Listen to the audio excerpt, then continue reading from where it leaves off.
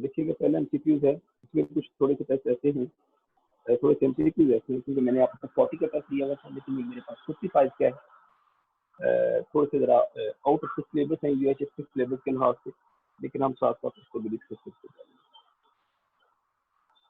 पहले एमसीक्यूज है, organ manages and resists against changes by making adjustments in its internal environment within homeostasis, fixed value, narrow range, all of these. And the right option is Charlie narrow range.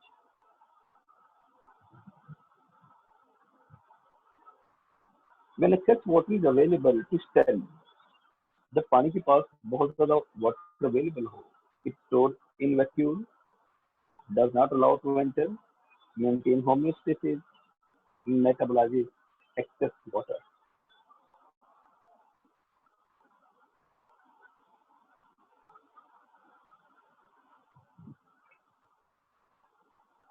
क्यों? Delta metabolise तो पानी को नहीं है, पानी के metabolism क्या होता है? It maintains homeostasis. होमियोस्टेसिस का मतलब है कि एक्सक्रीशन ज्यादा करना शुरू करते हैं। In animals carbohydrates and lipids are metabolised to waste product 1 carbon dioxide, ammonia, water, urea. अब इनमें से ए 1 एंड 2 कार्बन डाइऑक्साइड तो बनती है लेकिन अमोनिया तो नहीं बनेगी ना कार्बोहाइड्रेट में। B 1 and 3 carbon dioxide and water, चलो इसको देख लेते हैं। सी 1 ओनली, ये पानी भी साथ बनता है।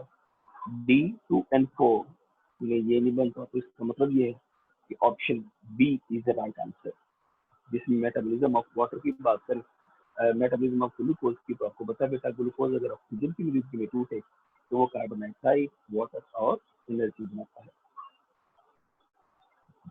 अच्छा, number 4, shark lives in aquatic environment. Its excretory product is ammonia, urea, uric acid, या xanthin.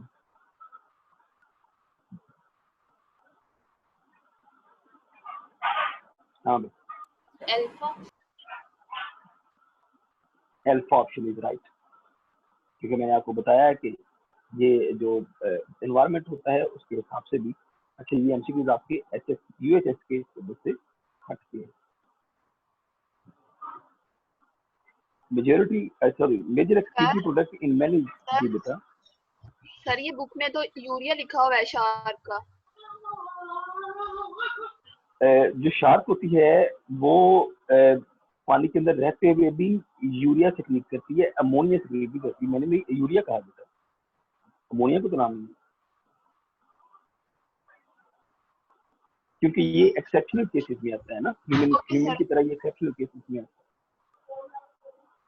अच्छा, मेजर जी, आपकी बुक में और लिटरेचर के मुताबिक जो शार्क होती है उसका यूरिया है, बाकी जितने भी एनिमल्स होते हैं वो अमोनिया की लिस्ट में आते हैं। अच्छा, a major excretory product in men in urea instead of ammonia. This is because ammonia is not formed in body. Man has extra hepatic involvement of urea. Man faces shortage of water. Urea is more toxic. चलें बेटा, अब मुझे आपने बताना है कि इसकी right option कौन सी है। Major excretory product is urea, तो वो यूरिया क्यों है? Because much water is not available for excretion, क्योंकि आपको पता है बेटा अमोनिया का 1 ग्राम निकालने के लिए 500 ml वाटर चाहिए, यूरिया का 1 ग्राम निकालने के लिए 50 ml वाटर चाहिए, और जब आप यूरिक एसिड की बात करेंगे तो 1 ग्राम निकालने के लिए 1 ml of water is required. तो ये चार्ली ऑप्शन इसकी ठीक है।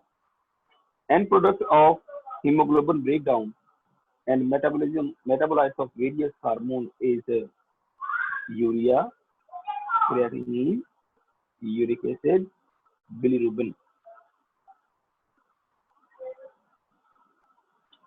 Delta. Delta option, bilirubin is correct answer. Site of urea formation is kidney, lung, liver, skin.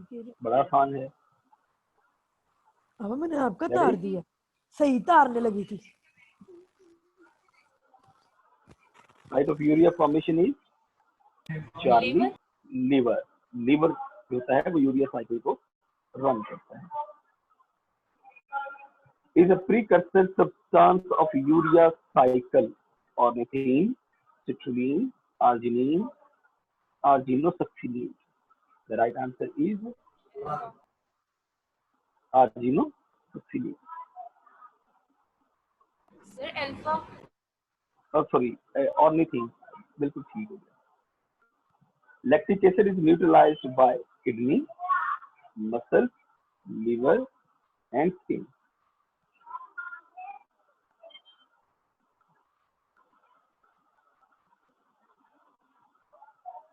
Lactic acid बनता कहाँ पे है भाई? मसल्स में मसल ही उसको न्यूट्रलाइज, हाँ जी, मसल ही उसको न्यूट्रलाइज करेगा। Part of curator in kidney is, आपको याद होगा मैंने आपको करवाया भाई ये pelvis. Right answer is pelvis. Sir liver भी तो कर सकता है ना? लीवर करता है लेकिन मसल उसको ज्यादातर करते हैं, लीवर उसको बहुत कम करता है। Liver has a main role. Okay sir. Structure sir इन इसका अल्फा नहीं हो सकता? किडनी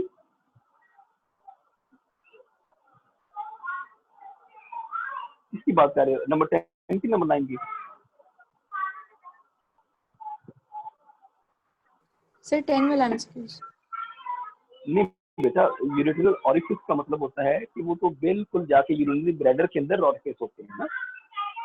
यूरिनरी ऑरिफिस बिल्कुल यूरिनरी ब्लैडर के अंदर जाके होते हैं, तो वो तो नहीं करता ना। अब क्वेश्चन उसका ये है, structure in urinary system, sorry, part of the ureter in kidney is, kidney के अंदर कौन सा है? तो वो पेल्विस होता है, renal pelvis. Structure in urinary system has external opening. चलो मेरा उत्तर कौन सा स्ट्रक्चर है जिसकी external opening? Ureter, bladder, urethra, pelvis.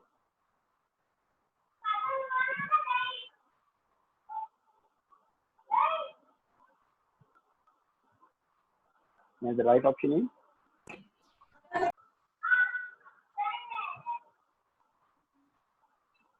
Charlie. Charlie.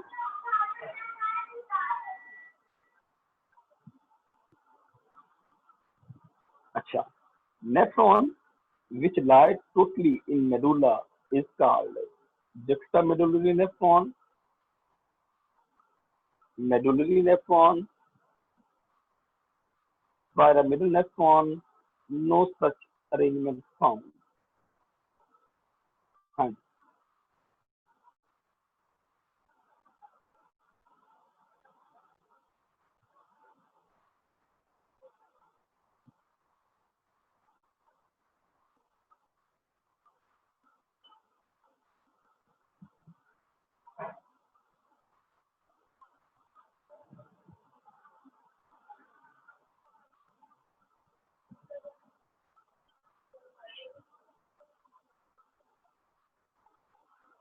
हाँ भाई, आवाज नहीं आ रही मेरी?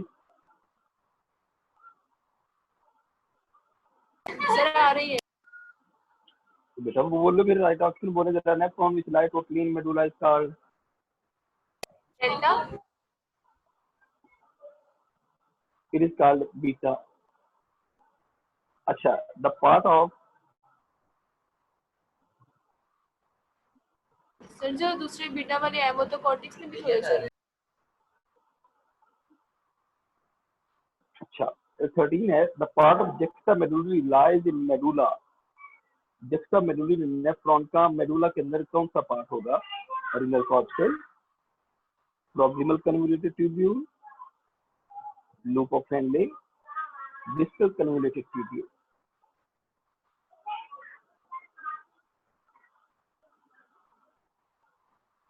सर जी 12 वाले में हमने तो कोई मेडुलरी नेफ्रॉन पढ़ा ही नहीं। एक होता है कॉर्टिकल नेफ्रॉन, यहाँ पे मेरे ख्याल में ना ये ऑप्शन जो है ये इधर थोड़ी सी मिस्टेकली प्रिंट हो गई है। यहाँ पे कॉर्टिकल नेफ्रॉन होना चाहिए था और मेडुला की जगह पे भी कॉर्टेक्स होना चाहिए था। ये मैं भी वही सोच रहा हूँ कि मेडुलरी नेफ्रॉन तो हमने पढ़ा नहीं है। अच्छा चलें इसको मजीद कंफर्म करके हम इसको देखेंगे। मेरा ख्याल है कि ये एमसीक्यू ही गलत टाइप होगा। अच्छा, the part of the juxta medullary nephron lies in medulla that is. Sir ये तीनों ही नहीं सही। नहीं नहीं, क्या हो गया भाई?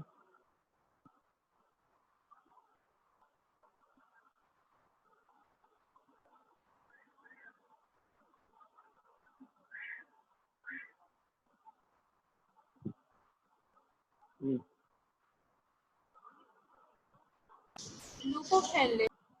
लोप ऑफ हेनले, चार्ली ऑप्शन इसकी करेक्ट आंसर है। अच्छा, peritubular capillaries help in filtration, reabsorption, secretion, both B and C. Its right answer is beta, reabsorption. Pressure filtration, the pressure for filtration in nephron is blood pressure, filtration pressure, pressure filtration, and both A and B.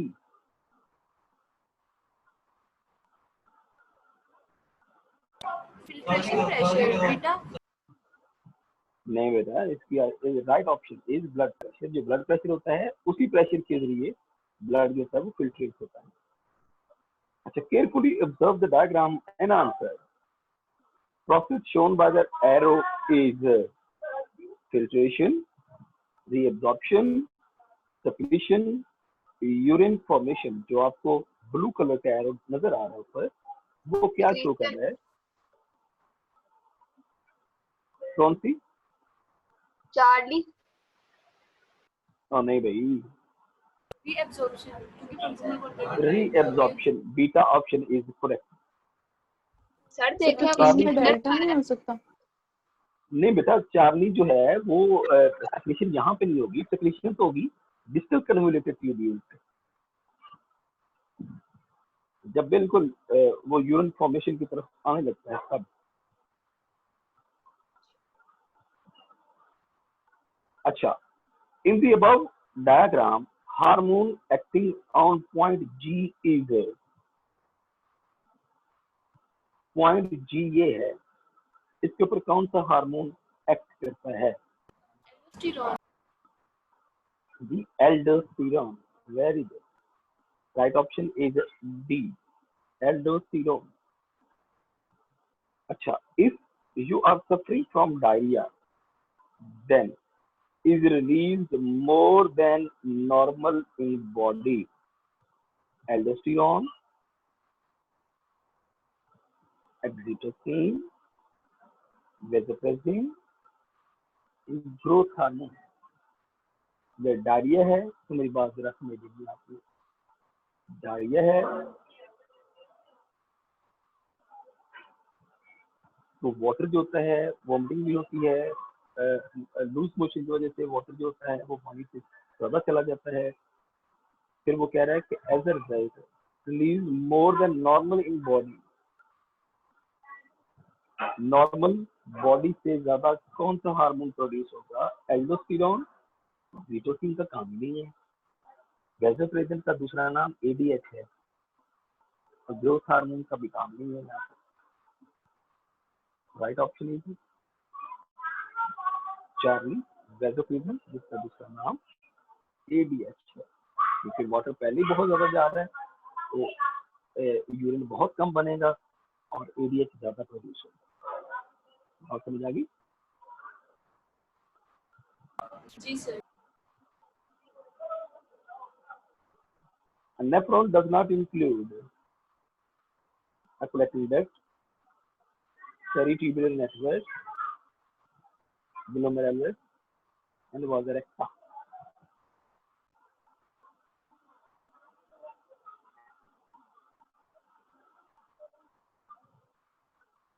जी भाई,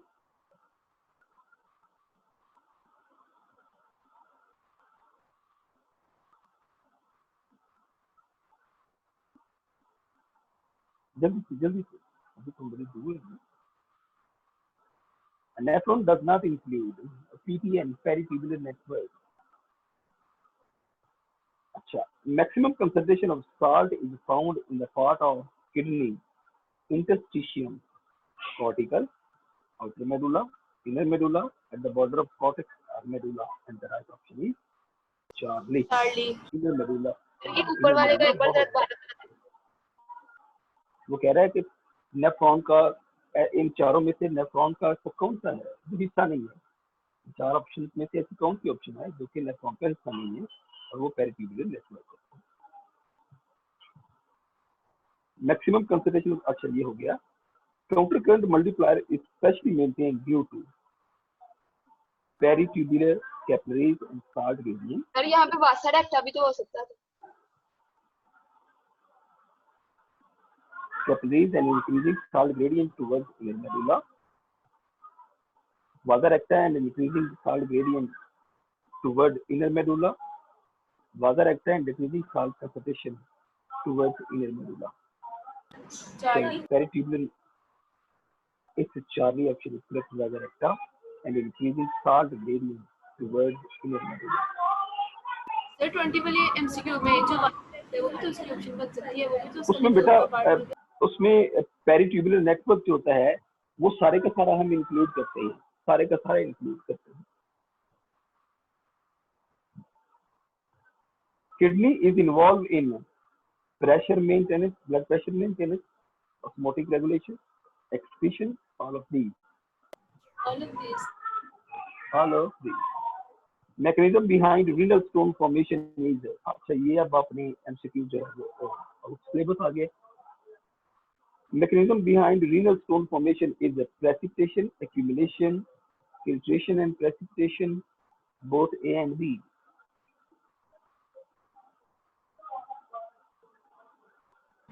both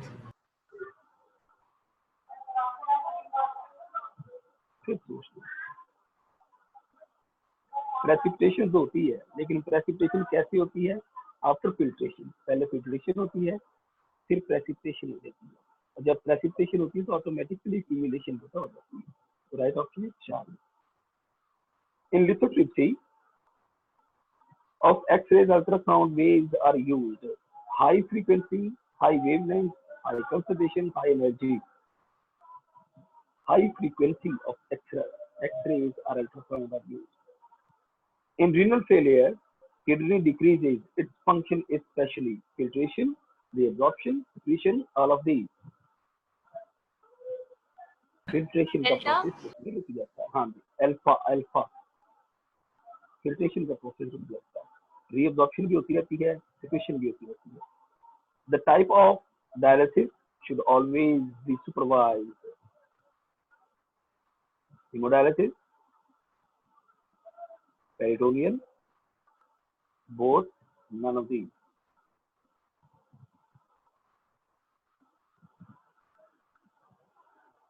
इसकी जो right option है वो peritoneal dialysis है। For renal failure, best possible treatment is lithotripsy, hemodialysis, peritoneal dialysis, renal transplant, and the option is delta, renal transplant.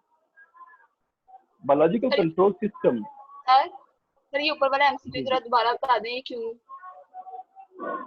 Peritoneal dialysis होता है बेटा, जो हीमोडायलिसिस होता है, एक तो वो हॉस्पिटल में जाना पड़ता है, अच्छा वो बड़ा कॉस्टली होता है, पेशेंट के लिए बड़ा मुश्किल होता है, ब्लड आपको अरेंज करना पड़ता है।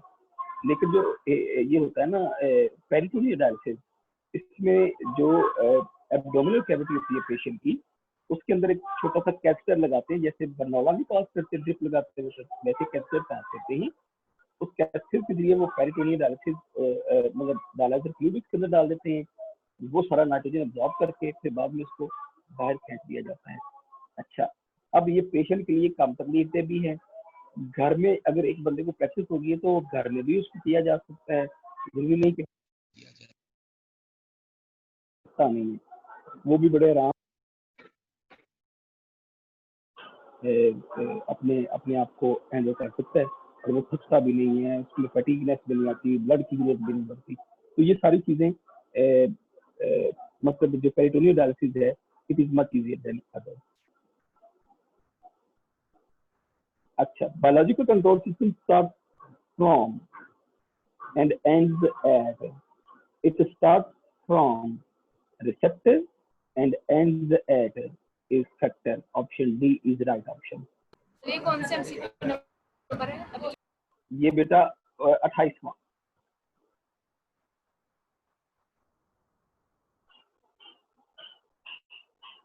अच्छा, osmoregulators keep their body relative to external environment hypertonic, isotonic, hypotonic, either of these. Sir आपके पास जो एमसीक्यूज हैं उसकी तरतीब और जो हमें टेस्ट मिला था ना इधर से उनकी तरतीब चेंज है। नहीं बेटा, वो ऐसा है कि मैंने आपको बताया ना कि बाद ऐसे एमसीक्यूज हैं जरा थोड़े से आउट सिलेबस हैं, लेकिन मैं यहाँ पे आपको डिस्कस कर रहा हूँ।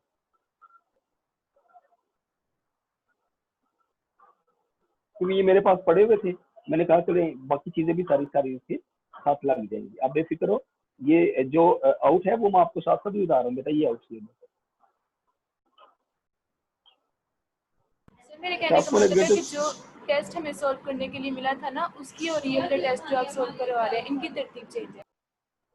तरतीब चेंज है, मैं सही कह रहा हूँ भाई, क्योंकि इसमें से मैंने जो आउट सिलेबस है वो निकाल के आपको दिया, इसमें इंक्लूड हो गए। अच्छा, मैं आपको स्क्रीन शेयर नहीं हो रही? हो रही है। तो फिर मेरा पुत्र यहाँ से देख लो, आप उसको बाद में देख लेंगे।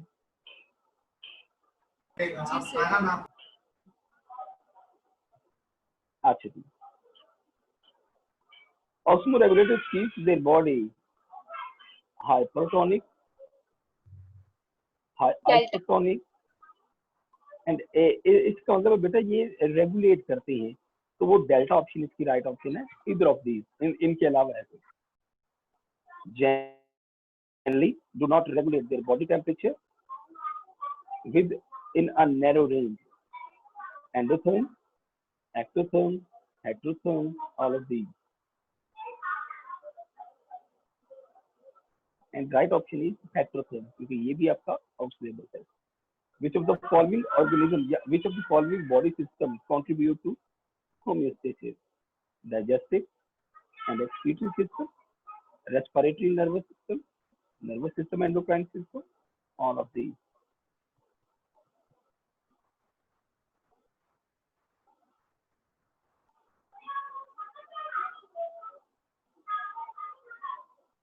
And that is all of these. क्योंकि आपको पता है बेटा बहुत सारी चीजें ऐसी होती हैं, जैसे कार्बन डाइऑक्साइड अगर ब्लड प्रेशर ज्यादा होगी तो वो रेस्पिरेटरी सिस्टम में इन्वॉल्व करेगा, जो वेस्ट मटेरियल होता है वो डाइजेस्टिव सिस्टम के जरिए बाहर आएगा, जो नाइट्रोजन मटेरियल होगा वो एक्सक्रीटरी सिस्टम से बाहर आएगा, नर्वस सिस्टम और एक्सोक्राइन सिस्टम होते हैं वो सारी चीजों को हैंडल करते हैं।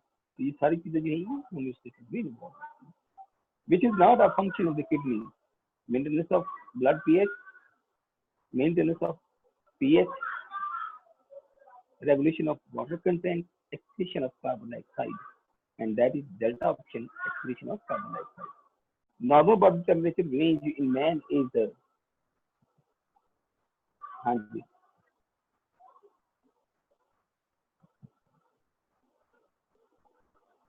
जो आपकी बॉडी में जो आपकी बुक में दिया हुआ है वो है 36.1 to 37.8 डिग्री सेल्सियस चार्ली, और ये आपको मैंने बताया भी। Origin of endothermy have provided opportunity to keep high metabolic rate, availability of energy, greater ability to adaptation, all of these. और इसकी जो राइट ऑप्शन है that is Charlie, greater ability to adaptation. ये भी आउट सिलेबस था, लेकिन मैंने इसलिए आपको बताया, इसके रिलेटेड कुछ ना कुछ चीजें आपको जरूर पता। Incident of calcium oxalate stones are 70%, ये भी आउट सिलेबस है। Oxalates are present in tomatoes, ये भी आपको मैंने आउट सिलेबस है, ये वैसे बता दिया। Transport of water from filtrate to kidney by ADH is active, passive, facilitated, and the sought after.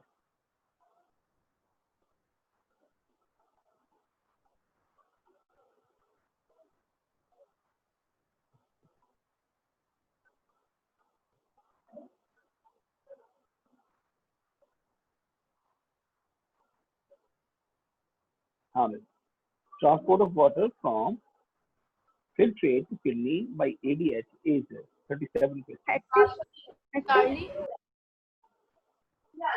बेटा चार्ली चार्ली कैसे होगा भाई, मुझे बताए ना। वाटर को कौन सी चीज है जो फैसिलिटेट कर रही है मूवमेंट के लिए?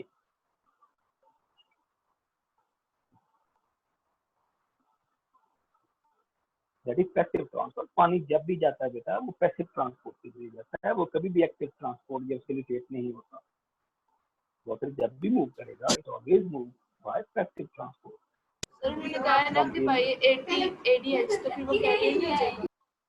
नहीं बेटा, एडीएच का मतलब होता है, अब देखो ना, एडीएच में पानी को पकड़ के थोड़ी बाहर लाना है।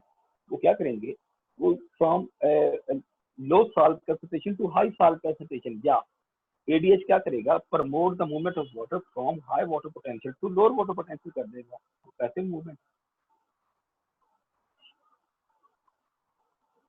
When glomerular filtrate leaves, it mostly contains nitrogen waste.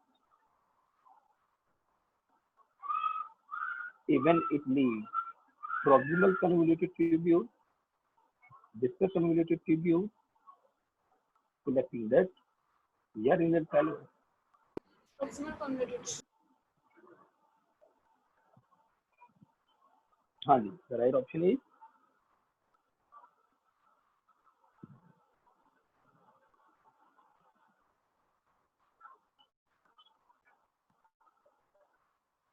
collecting duct। जब ये collecting duct से निकलता है तो उसके बाद ये फौरन से नाइट्रोजन वेस्ट यानी यूरिन बन जाता है। यहाँ पे जो नाइट्रोजन वेस्ट है ना, अगर यहाँ पे आप यूरिन लिख दें तब भी ये एमसीक्यू यही आंसर होगा इसका, collecting duct right answer. Sir यहाँ पे तो प्रॉक्सिमल कन्वर्टेड अच्छा, reabsorption is selective for every substrate, selective for unuseful substance, selective for useful substance, non-selective।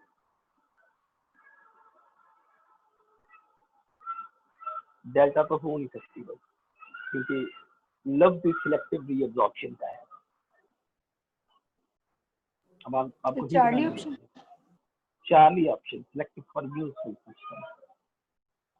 Weight of the kidney is less than, sir 38 का alpha नहीं हो सकता। नहीं बेटा, प्रॉक्सिमल कन्वोल्यूटेड ट्यूब्यूल कैसे होगा, उसमें अमाइनो एसिड भी होते हैं, उसमें ग्लूकोज है, उसमें फैटी है, उसमें अपना अमाइनो एसिड है, सर बुक ग्लूकोज है, में लिखा उसमें हुआ है प्रॉक्सिमल कन्वर्टेड ट्यूब्यूल। नहीं, मोस्टली कंटेन नाइट्रोजन मटेरियल का। आप देखो ना, जब वो जाएगा ना प्रॉक्सिमल ट्यूब्यूल के अंदर आएगा, उसके अंदर अमाइनो एसिड भी है, उसके अंदर ग्लूकोज भी है, उसके अंदर वाटर भी है, उसके अंदर साल्ट भी है, उसके अंदर ये नाइट्रोजन वेस्ट भी है, उसके अंदर हार्मोन्स भी होते हैं, उसके अंदर एंजाइम्स भी होते हैं। अब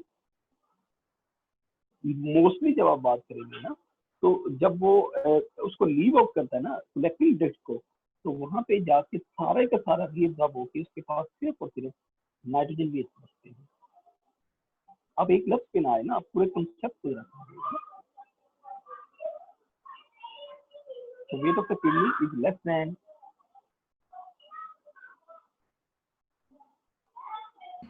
1%. 1%, delta option। 41. Nitrogenous waste is not formed in human body. Uric acid, ammonia, urea, none of these। Ammonia नहीं भाई, अमोनिया तो बनता है लेकिन वो यूरिया में चेंज हो जाता है, that is uric acid. Uric acid हमारा नाइट्रोजन वेस्ट नहीं होता, लेकिन जब ये प्रेसिपिटेशन हो जाती है, जब ये हमारी बॉडी डिसफंक्शनल हो जाती है, उस वक्त ये बनता है। अच्छा, is the body central metabolic cleaning house, is the body central metabolic cleaning house liver, lungs, kidney, skin. Right option is liver. liver, हाँ जी. Ammonia molecules are required to Sir, make 41 one में- molecule. सिर्फ 41 में amino acid के metabolism से uric acid नहीं बनता। नहीं मैंने आपसे कहा कि यूरिक एसिड अगर बनेगा तो फिर तो पानी लेस रिक्वायर्ड है भाई, फिर तो बॉडी लेस रिक्वायर्ड, वो पानी बड़े आराम से वो जैसे बर्ड्स के अंदर निकलेगा वैसे ह्यूमन के अंदर भी uric acid excrete nitrogen base के तौर पर।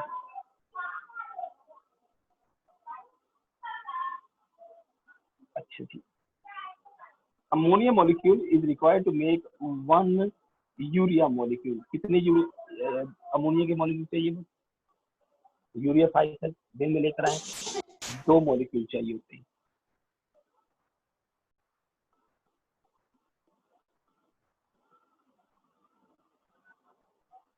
अच्छा.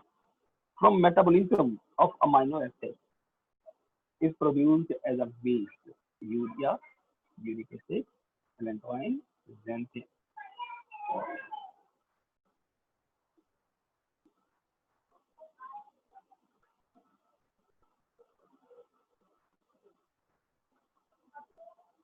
जी.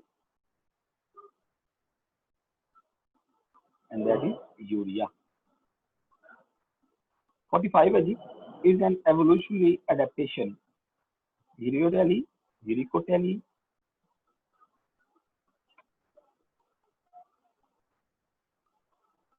kidneys, all of these.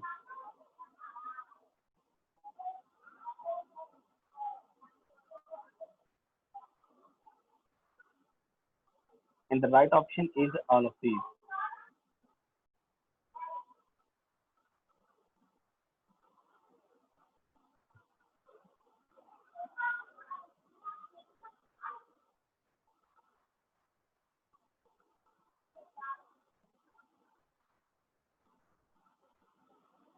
अच्छा जी. Animals living in terrestrial environment are supposed to have a waste product. Ammonia, urea, uric acid, either of these.